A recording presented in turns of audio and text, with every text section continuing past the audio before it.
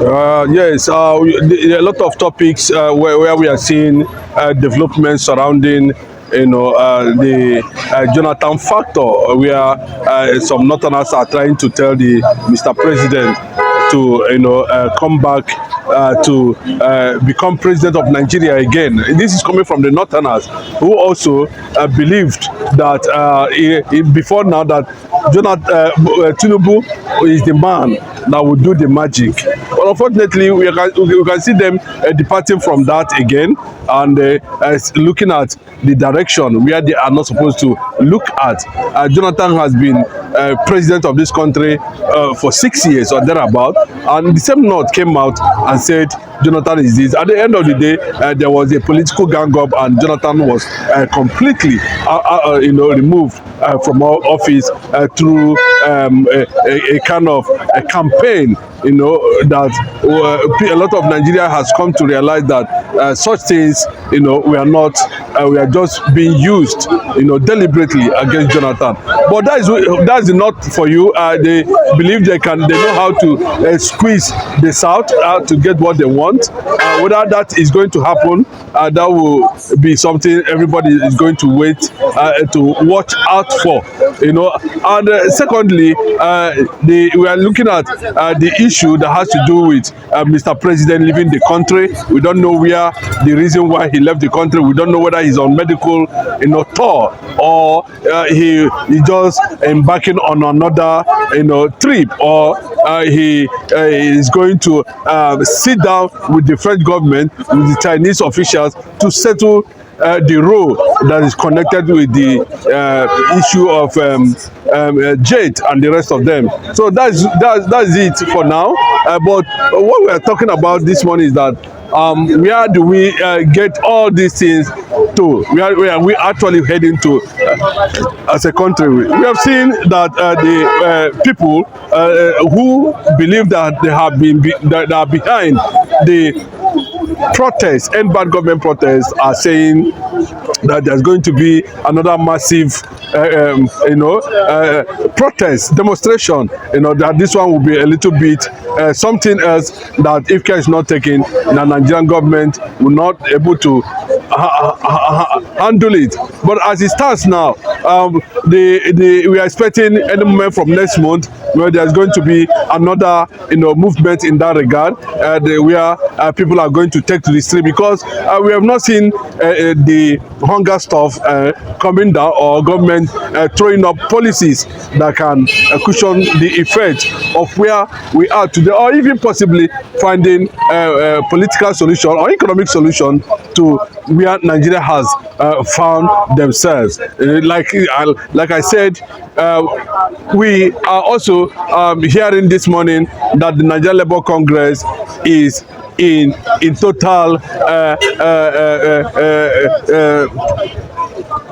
how would I put it? It's malfunctioning now because of the federal government, invasion in one of the headquarters there in Abuja, where they invaded that office and threatened to arrest the NLC Ajero, president, for issues that related to terrorism, malpractice, a lot of charges there that the federal government has already thrown up against the NLC president. But they are threatening that if police adventure, fail to leave him or invade that office or arrest him, of course, they are going to shut down the entire nation, because he is just believing that Ajero is one of the people who might have been somehow directly or indirectly be behind the protests that rocked Nigeria for about 10 days or thereabout. So I don't know what federal government tend to achieve with that kind of threat on the NLC president. But so far so good.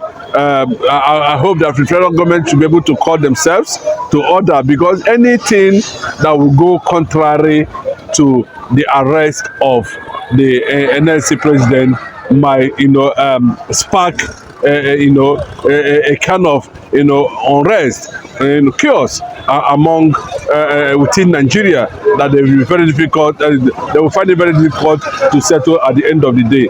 But that notwithstanding, we have not seen that arrest carried out, and we have not seen people, issue statements in that regard. So I believe that the federal government, if there's any threat to that, they should be able to withdraw that threat with immediate effect as it stands now.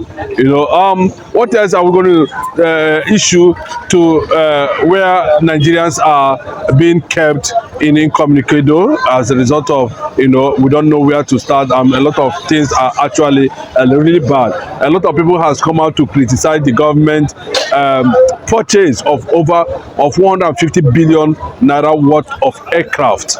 When Nigeria, at the same moment, I learned also there was an armored tanker bought at the rate of 1 billion naira or thereabout. So that's Nigeria for you. No feelings for the masses. No iota of truth from no transparency. And Nigeria has been struggling over that.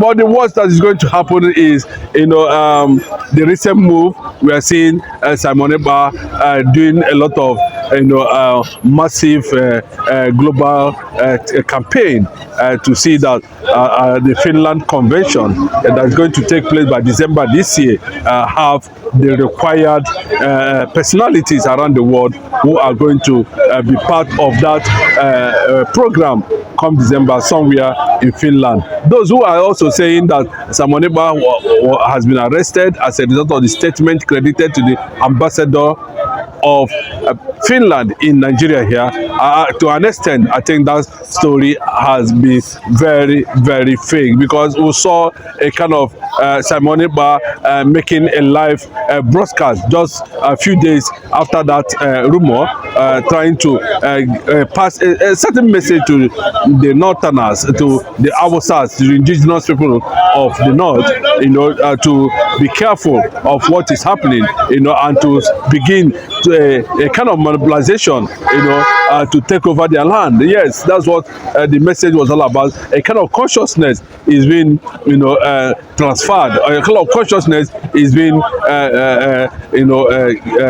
said on that review of Simon Ekpa, trying to tell the Hausas, to rise up, and take control of their land politically, traditionally, and of course otherwise. That is Simon Ekpa on that regard. But on a general note, Nigeria has never been able to find, a lasting solution to the economic situation where APC have led us to. And even though we are hearing that there's this news making around that the NNPC is going to start work, and Port Harcourt Refinery is going to do this. We are hearing again, Dangote Refinery is coming on board also.